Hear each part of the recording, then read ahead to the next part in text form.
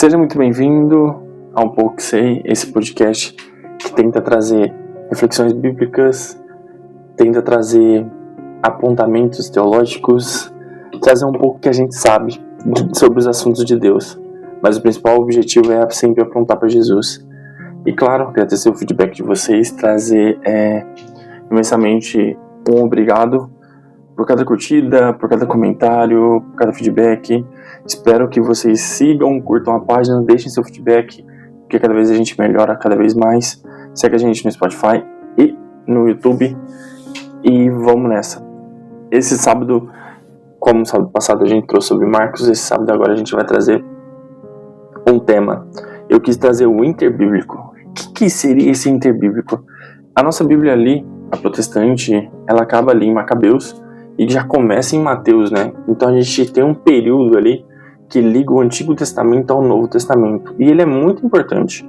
Mesmo que a gente não enxergue ele na Bíblia, porque são os livros apócrifos que a gente já explicou, naquele que a gente falou sobre a Bíblia, do Novo Testamento, do Antigo, sobre livros que são considerados históricos, porém não são considerados inspirados por Deus.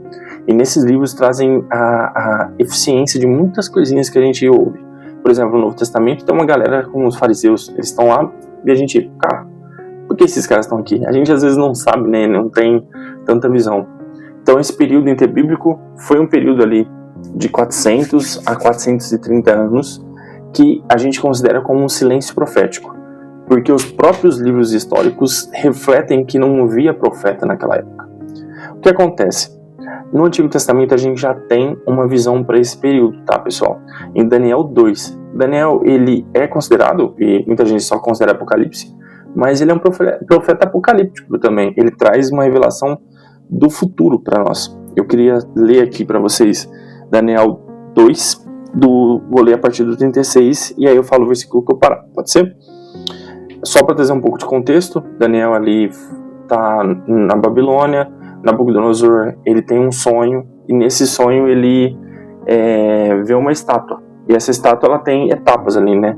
Ela tem o ouro, a prata, o ferro, e ela tem o bronze, e ela também tem o barro, que o ouro é a cabeça, os braços e o dorso aqui, o peitoral, a prata ali a parte da coxa, né? A parte de baixo ali, que a gente pode falar assim, da coxa, nessa situação seria o bronze, e as pernas seria o ferro, e ali a gente tem o pé ali, que seria um pouco de um barro misturado ali com ferro, coisas que não se misturam, mas tem uma visão profética. Então eu vou ler aqui, e a gente vai ter essa visão como um todo, beleza? Daniel 2, 36. Foi esse o sonho, e nós o interpretamos para o rei. Tu, ó rei, és rei dos reis, e o Deus dos céus nos concedeu domínio, poder, força e glória. Nas tuas mãos ele colocou a humanidade, e os animais selvagens e as aves do céu, onde quem quer que vivam, ele fez a ti governante dele todos. Tu és a cabeça de ouro. Então aqui já tem a revelação que a cabeça de ouro representa o império babilônico, Nabucodonosor. Depois de ti surgirá um outro reino, inferior ao teu. Em seguida surgirá um terceiro reino, e o reino de bronze que governará toda a terra. Finalmente haverá um quarto reino, forte como o ferro, pois o ferro quebra e destrói tudo, e assim o ferro despedaça também, ele destruirá e quebrará todos os outros. Como vieste, os pés e os dedos eram parte de barro e parte de ferro. Isso quer dizer que será um reino dividido, mas ainda terá um pouco da força do ferro, embora tenha visto que eram parte do ferro, parte de barro, também esse reino será parte forte e parte frágil. E como viste, o ferro misturado com barro, isso significa que buscarão fazer alianças por meio de casamentos, mas união decorrente dessas alianças não se firmará. Assim como o ferro não se mistura com barro, na época desses reis, o Deus do céu estabelecerá um reino que jamais será destruído e nunca será dominado por nenhum. Destruirá todos os reinos. Esse é o significado da visão da pedra que soltou-se de uma montanha sem auxílio de mão, pedra que esmigalhou o ferro, o bronze, o barro, a prata e o ouro. O Deus poderoso mostrou ao rei o que acontecerá no futuro. O sonho é verdadeiro e a interpretação é fiel. Glória a Deus. Então a gente tem ali, a gente tem na Bíblia, no Antigo Testamento, a passagem do período ali babilônico, né? A gente tem um período egípcio, tem um período babilônico, que seria essa cabeça de ouro. Dentro da Bíblia, com Neemias e com Esdras, a gente tem um Medo-Persa. Por isso que são dois braços, porque um braço representa o Medo e o outro representa a Pérsia. Depois disso vai ter um reino que vai se dividir em 4, que seria o bronze, que é o interbíblico. Aqui a gente já tem um apontamento para o interbíblico ali, que é o período grego. E ali as pernas são ferro, né? A gente tem a Roma, e depois ali a gente entende que, eu já ouvi falar, até o Rodrigo Silva contou, que possivelmente é a Europa, né? Que ela vai tentar ali fazer suas ligações, infelizmente não vai conseguir, e aí vai vir uma pedra, que seria Jesus, e arrebentar todos esses reinos ali, sem força humana, mas sim a força dele. Glória a Deus. Mas eu queria focar nessa parte de bronze. O que acontece? Quando o povo foi preso cativo, eles ainda podiam fazer os seus rituais, trabalhar os seus processos ali de sacrifício, todos os processos que foram estabelecidos dentro da lei de Moisés. Porém, como é do Persa, já começou a ter um pouco de resistência, tinha que pagar alguns impostos, mas ainda tinha esse processo de respeito à religião. Quando a gente começa a ter ali o período grego, que é o período do Alexandre o Grande, que ele assume grande parte ali do reino, e depois da morte dele é dividido por 4 cabeças de generais, né, que são dividir esse reino ali, que a gente tem uma profecia depois, Daniel, ali pra frente, Daniel 9, falando de um tigre com 4 cabeças, e nesse ponto a gente entende que começa o processo que é o processo de iniciação do todo o Novo Testamento que a gente pode enxergar. Então eu vejo ali um preparo de Deus. Realmente a gente teve que passar por esses 400 anos para ter um preparo para ter tudo que tem hoje. Por quê? Eu vou trazer um exemplo dos benefícios desse período. O período grego, ele foi importante porque o grego na época era como se fosse o inglês hoje. Ele se torna uma língua oficial e todos os lugares começam a falar. E ali a gente tem a grande parte da Bíblia, né, no Novo Testamento escrita totalmente em grega, né? A gente tem ali a parte do Antigo Testamento em hebraico e aramaico, porém a gente também tem a Septuaginta, que é a tradução dessa parte hebraica pro grego. Então isso ajuda na parte da divulgação da Bíblia e todo esse processo então acontece, e aqui a gente consegue entender a visão que o povo tinha. Lembrando, o povo ele realmente nesse período grego já começou a ter um pouco mais de perseguição. A gente começa a ter situações que são consideradas ali totalmente profanas para os judeus. O Antíoco IV, ele começa a proibir o processo de circuncisão, né, que é aquele processo que é dito na Bíblia ali entre os judeus, que eles respeitam. Ele proíbe a leitura da Torá, ele começa a fazer sacrifício de porcos em cima das questões do templo. Então isso era algo que profanava gigantemente toda a visão judaica. E a coisa mais assim, loucura que eu li foi que o cara colocou Zeus dentro do tabernáculo, né? Então a gente fica assim, cara, como que o cara coloca isso dentro do Santo dos Santos, o Zeus, e começa a fazer as pessoas a cultuarem Zeus em vez de cultuar a Deus? E por que a gente fala assim, mas Deus não se importava? Na verdade, Deus estava construindo todo um processo, né? E aí eu acredito que faz parte do processo de Deus. Isso já não compete a mim dizer se era ele, porque, cara, é Deus. Então, o que eu não sei, eu não invento. Eu só entendo que esse Deus olhava ali e não tinha como ele ter uma ação. Mas o povo por si só começou a buscar, a voltar à sua essência. E ali a gente tem um pessoal chamado Macabeus, né? Judas Macabeu, ele organiza uma guerrilha e começa a enfrentar esses gregos, né, e esse exército, e ele começa a vencer, e ali a gente começa a ter uma prerrogativa de voltar à essência, voltar ao princípio. Então esse período interbíblico, olha que legal, a gente tem a questão do grego sendo disseminado, a gente tem a helenização, que é trazer a parte de filosofia, trazer toda essa visão de mundo grego para dentro da realidade judaica. Alguns judeus aceitaram o processo, outros não, e infelizmente nessa época era pouca ideia, para falar a verdade, ó, passava a faca mesmo no cara que desrespeitava todo esse processo. Então meio que você tinha que respeitar tudo aquilo, né?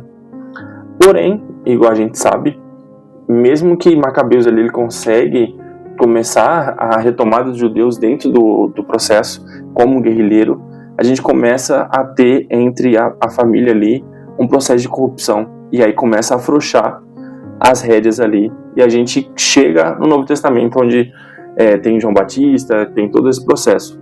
Mas Henrique, beleza, então agora já tive um plano de fundo. A gente entende ali que o período grego, ele teve sua importância na divulgação da linguagem, né?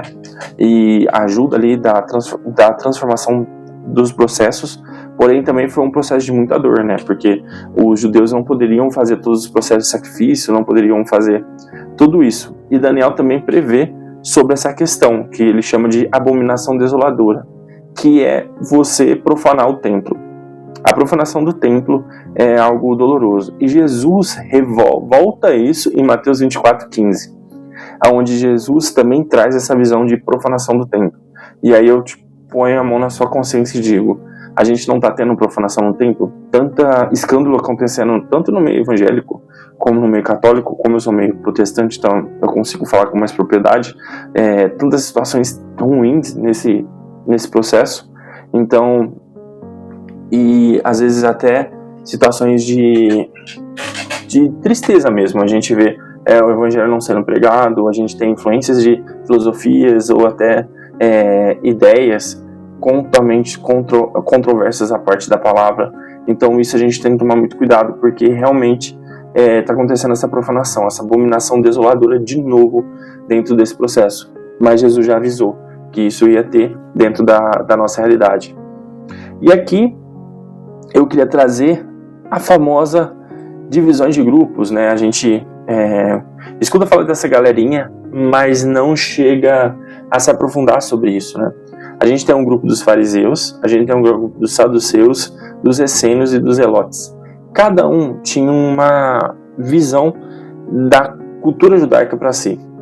Os fariseus, que são os mais famosos, eles nascem como um grupo bom. Eles começam a trabalhar a valorização da lei oral, eles têm a visão das sinagogas, e isso foi muito bom para Paulo, né, na parte da pregação do evangelho, a interpretação popular, e eles também têm essa questão da fala oral. Já os saduceus, eles acreditam na questão do sacerdócio, que também foi algo real ali, interessante, só que eles não acreditam na ressurreição e não acreditam na tradução oral. Os essênios, é interessante, eles têm uma expectativa apocalíptica, mas eles são um grupo separados. E então, por eles serem um grupo separados, eles têm, acredito que só eles vão ter esse processo. E os zelotes, o próprio nome já diz, algo de zelo, né? São totalmente radicais, então são pessoas ali bem violentas. E Jesus, ele vem quebrando cada situação ali. Se você for ver, Jesus quebra os fariseus quando ele está no Novo Testamento sobre a questão da tradição oral. Ele respeita a lei passada, ele traz essa ideia de santidade, mas ele quebra sobre essa questão da corrupção dos fariseus. Dos saduceus, ele quebra sobre essa questão de ressurreição não existir, ele traz essa visão totalmente equivocada dos saduceus, ele quebra isso.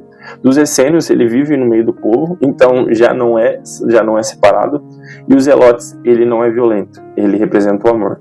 Então ele já quebra esses 4 grupos. Mas o que eu queria ressaltar no interbíblico, eles nasceram por algo muito valoroso, que principalmente os fariseus, que era respeitar a palavra de Deus.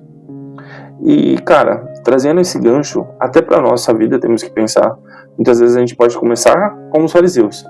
Cara, quero defender a palavra, quero ser... E depois a gente começa a virar o que eles viraram, tiranos.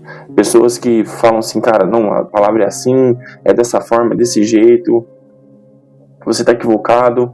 Então que a gente possa tomar muito cuidado.